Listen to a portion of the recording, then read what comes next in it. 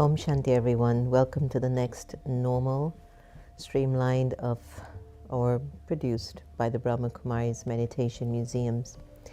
I'm your host, Sister Jenna, and for quite a few months now, we've been meeting like this, intimately, opened, purely, simply. It's kind of needed now in the world, isn't it? Because if you notice how life can sometimes become so complicated, so complex, it starts to kind of feel like an accumulation of so much sorrow. Yesterday, I'm going to tell you a story that happened to me yesterday. And internally for me, it was all good intention. My very dearest friend, someone who I have the deepest respect and value for, is going through a health opportunity. And I've been traveling and moving around a lot, so I haven't been as present for her as I physically desired to be. And so when I get a chance and I actually can call my friends and check in on them, I called her yesterday and she gave me the news that her health opportunity was increasing to a different level, a different number.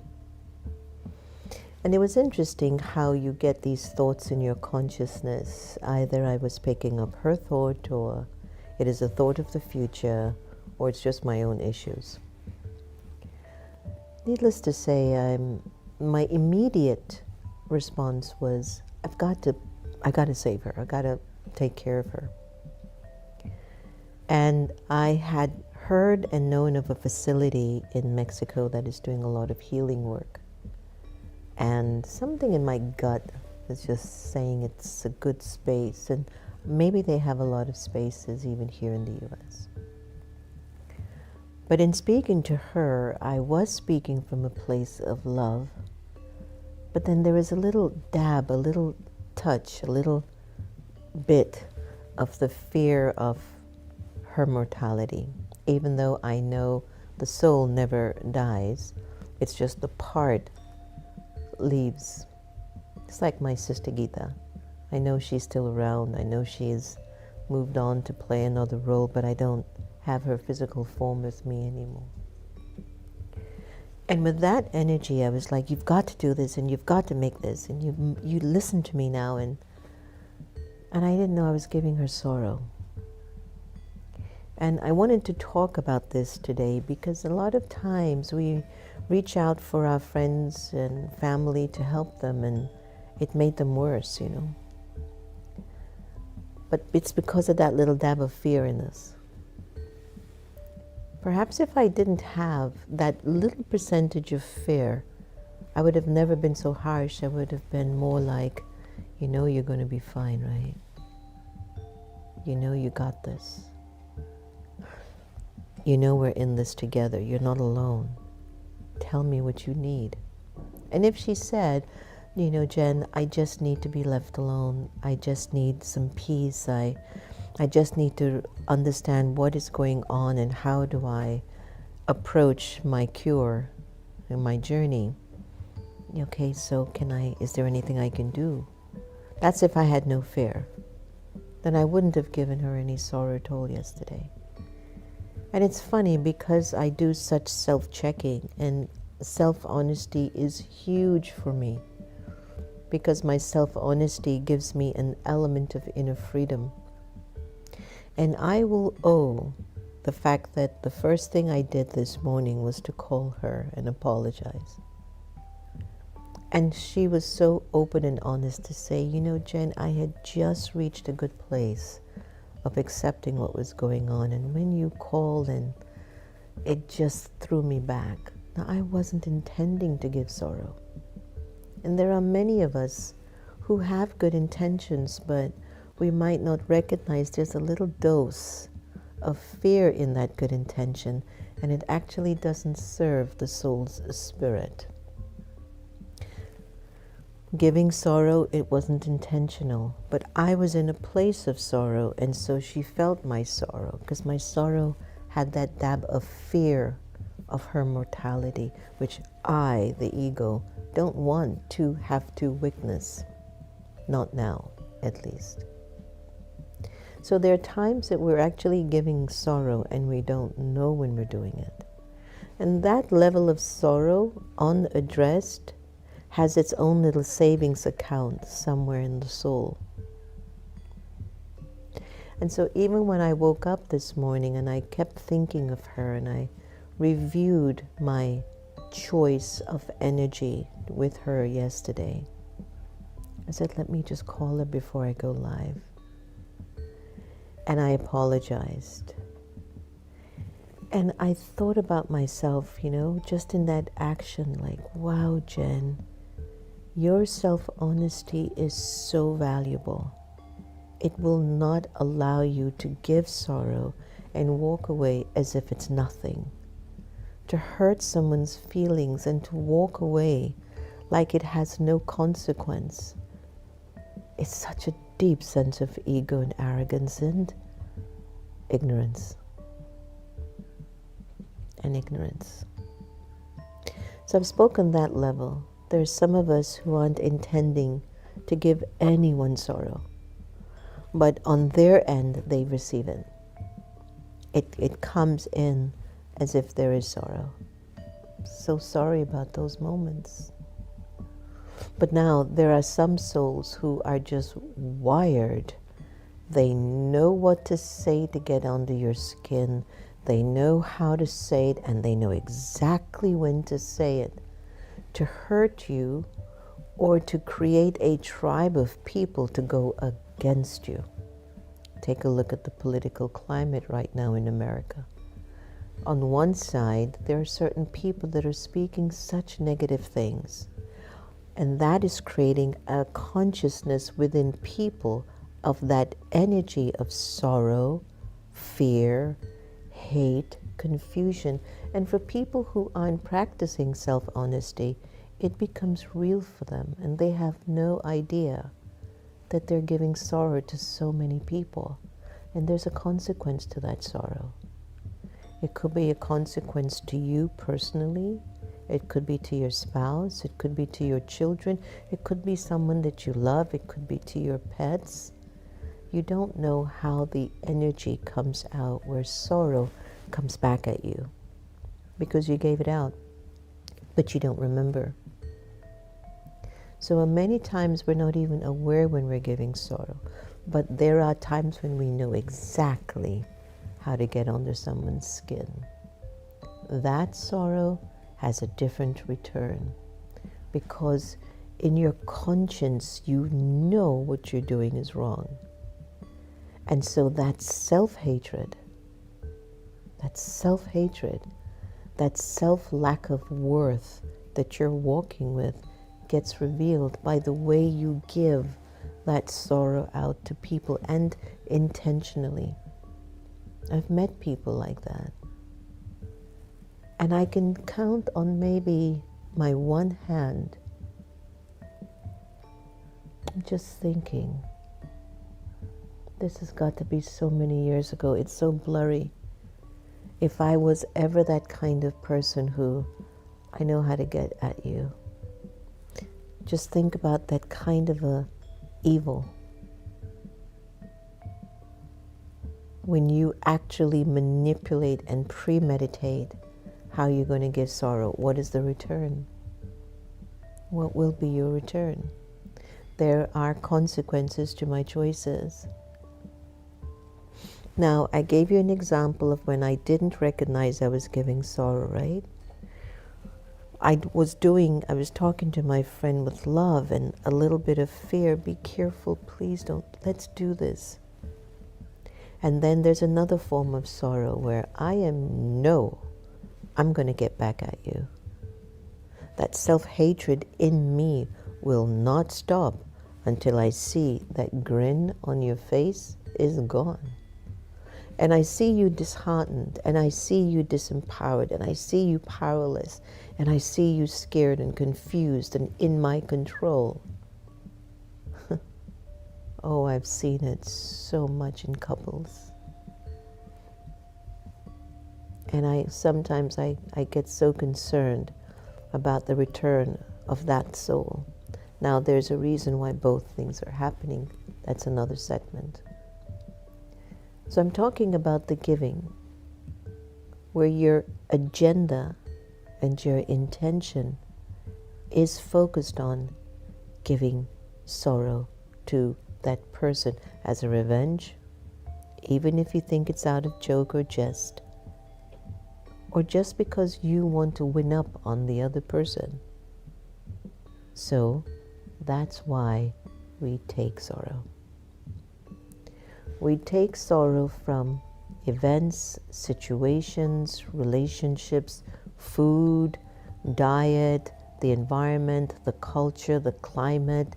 We take sorrow from so many factors that aren't going the way that I want them to go. And we start to feed on it internally. And we don't know why we do it. If I got a donation of $1 from every person that have told me, Sister Jenna, you know, I don't give sorrow, but can you tell me, how do I not take sorrow? I smile. There is no way you haven't given sorrow if you're taking sorrow. It's a return of karma. It is a paying back of my debt of the past. And the soul is on such a journey throughout time, not just in this lifetime, many, many, many lifetimes. There are so many times I've been so thoughtless about someone's feelings 2 births ago, 10 births ago, 20 births ago. And maybe I wasn't practicing self-honesty. There is no honesty with who I am and what I am. And so it just stayed in me and kept traveling in every birth and incarnation. So sometimes you look at this lifetime and say, I've been a good person. I haven't done anything to anyone that I am really cognitive of. And yes, you haven't. But in the past, maybe you did. There is a reason why that energy is in front of you now. There is a reason. And so I will only take sorrow because at a soul level, I gave sorrow to someone. Another story. Married, lives in the home of the husband. The mother-in-law, the father-in-law have been there their whole time. After a few months, this new bride, serving the mother, serving the father every day. Somewhere, somehow, the mother and the father is kind of not, maybe just being themselves, but where the girl is concerned, she feels uncomfortable, subservient, disrespected, dismissed, undervalued. But she has to cook every day and serve her mother-in-law. She does her best to put the food on the plate, with love, and then she puts it on the table with love. Because she knows she has to smile at her mother-in-law. Here it is. But in her mind, I can't stand this woman. I hate her. And she's smiling at the same time. Now, what makes that complex or confusing is she's doing a good deed. She's cooking, she's preparing it, she's giving it with a smile. But she doesn't practice that self-honesty that will show her those thoughts you're having about your mother-in-law are they're contributing to the loss of your value. You know that, right? You know your dislike or hate or jealousy reduces your spiritual power and your dignity and your worth. You know that, right? You know that, right? And so when we take sorrow from anyone, it is proof I've given sorrow. And so how do we cure that? Good wishes, pure feelings. From today, everyone that you live with, every character that you look on the television screen and watch, people that you pass by on the streets or in your car, When you go to the supermarket, give them your blessings, your good wishes. I wish you well. I bless you.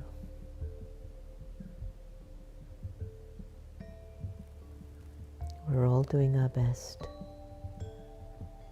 It's okay. It's going to be okay.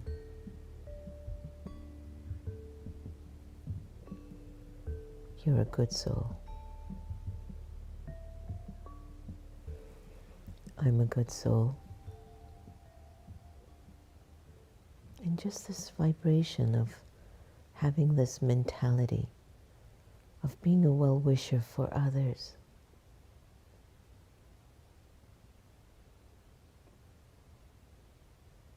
This consistent practice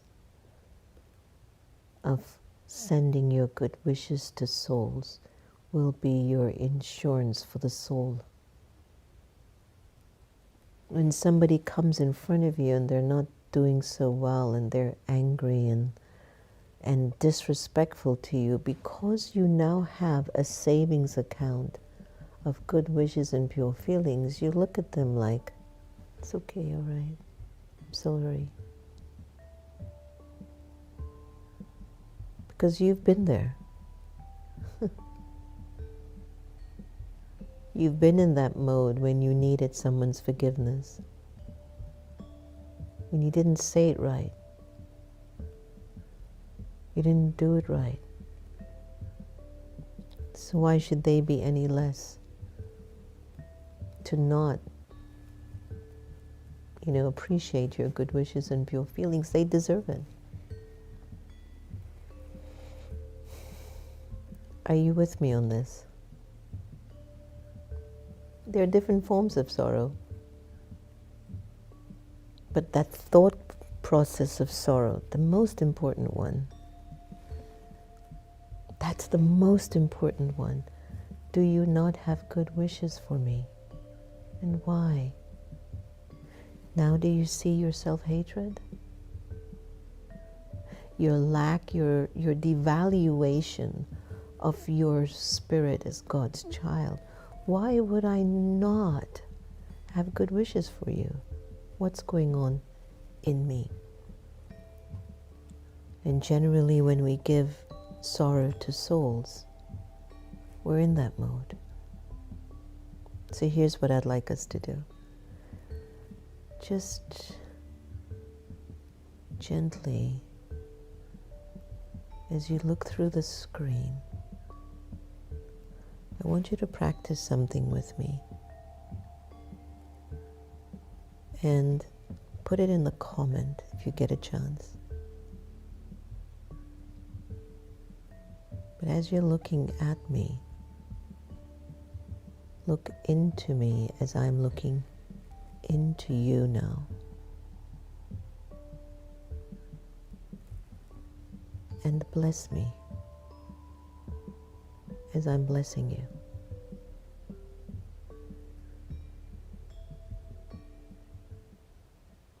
I wish you well.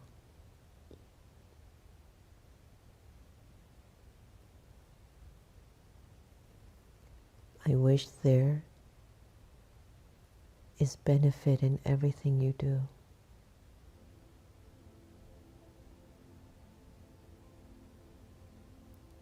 You deserve the best.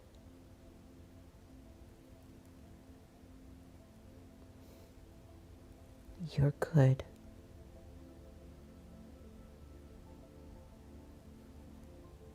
And you only move towards better.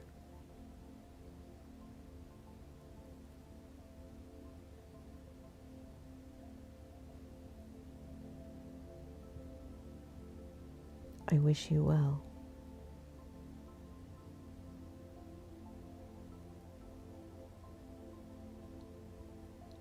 I'm blessing you.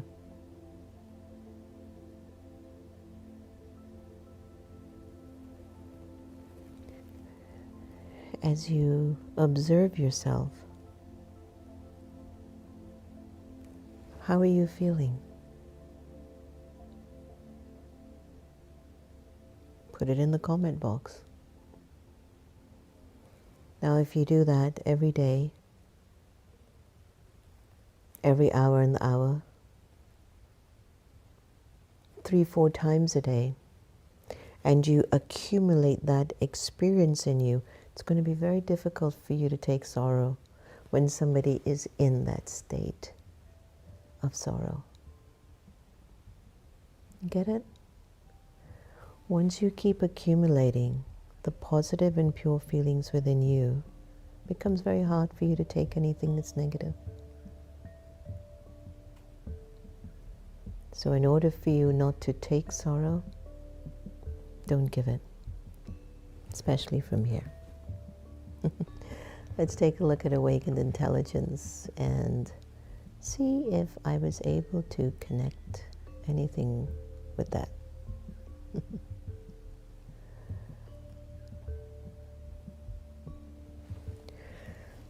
To live without giving or taking sorrow is an important spiritual principle. So in many traditions, including Raj Yoga and other forms of meditation, number 1, awareness of thoughts and emotion. Give sorrow. Understand that our words and actions can influence others. By being mindful of how you speak and act, especially when you're upset or stressed, you can avoid unintentionally hurting others. Take sorrow. Becoming aware of your emotional triggers can help you recognize when you're allowing someone else's words or actions to affect you. In this awareness, you can choose not to internalize that sorrow. Number 2, practice compassion and forgiveness. In giving sorrow, be compassionate towards others' struggles. Understand that people often react from their own pain or confusion. In taking sorrow, forgiveness is a key to not taking sorrow. Be detached from expectations. If you're the one giving the sorrow, often we unintentionally give sorrow because we expect others to behave in a certain way. But when we're taking sorrow, what's good is detachment doesn't mean being indifferent, but staying stable regardless of others' actions. That's a nice one, isn't it? Respect and don't react. If you're on the side of giving the sorrow, when faced with challenges or difficult people, take a moment to pause before reacting. Thoughtful responses prevent the emotional reaction that can give sorrow to others.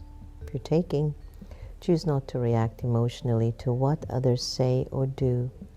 Creates a mental space where you can remain calm and their behavior won't cause you sorrow. That's what in the Brahma Kumaris we'll call that the purity of the soul. When the soul starts to become very pure, it has a lot of inner space. Practice gratitude. Giving sorrow when we're focused on what we lack or what others aren't giving us. We may unintentionally give sorrow through complaints or criticism. Boy, we know that too well. Take sorrow.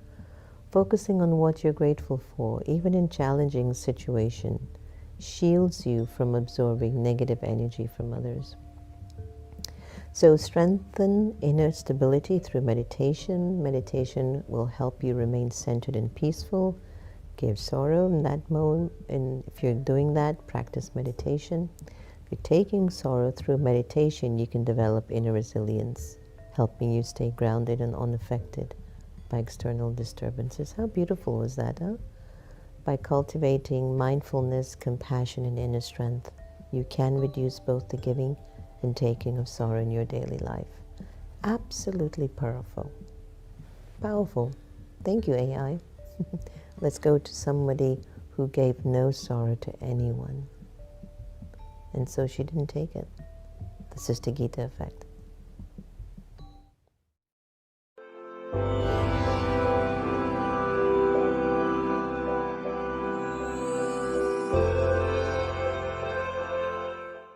Now, all of us are in the quest for peace, whether we are conscious of it or not.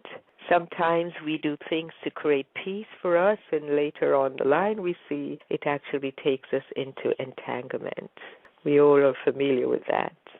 Now, the intrinsic nature of each and every living being is that of peace. So where is it? Where did it go? The fact that you don't feel peaceful, you will use the reality of truth to state, I am a being of peace. Whatever is happening, we know it's coming from, imprints of the past, experiences we've had. Sometimes there are people around us that bring up certain feelings in us, certain emotions. And there are two things we can do with that. If we're spiritually strong, we can detach ourselves spiritually from that scene, check out what's going on, protect the self from whatever it is. Or take a vacation, go somewhere else until you've got stronger to deal with that energy. Because all it is an energy. Peace is an energy. Anxiety and stress they're also energies. So within us at this time, there are two things happening. Your peace is there, but also the invasion of the anxiety, the unsurety, the insecurity. All of these things are always also there. Once again, I can't express enough. Take yourself back to reality. I am a being of peace.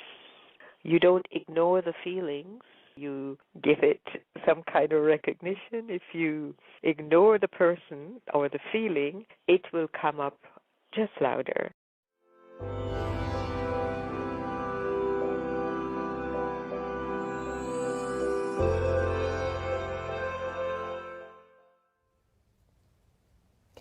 The presence of Sister Gita's accuracy on what I shared today, it was lovely, no? Today's AVX signal from God, from Baba. Souls, the more you remain detached from all desire, the more all your desires will be fulfilled. Don't ask for more facilities, possessions, but as a bestower, you must keep giving. Of course, you will attain something for your own progress or have temporary success of service on the basis of facilities, but today you may well be great, and tomorrow you would become a soul who's thirsty for greatness and would constantly desire one attainment or another. Therefore, starting today, become ignorant of the knowledge of your desires. Desires makes you so distressed. And I always tell you, it's not even what you have or don't have. Keep in mind that everything is up here. And you have the power to think what you wish. And you can think of loving everyone the same, or you can think of having preference of one person. And when you prefer one person, you will always bump into problems with other people. But if you practice loving everyone the same, you find that you neutralize your ground, you level it, you can treat everybody fair and just. I'm speaking from proof. I've experienced it myself. That's why I'm sharing it with you. Please practice this. You'll be very liberated in your relationships. Thanks for joining the Next Normal today. Your time and energy means everything to me. It means everything to me. Please take care of your mind. Just please take care of what you're thinking and feeling about yourself and others. We're here to be very loving and very kind, very generous people. Serve that side of you more. Om Shanti. Take care.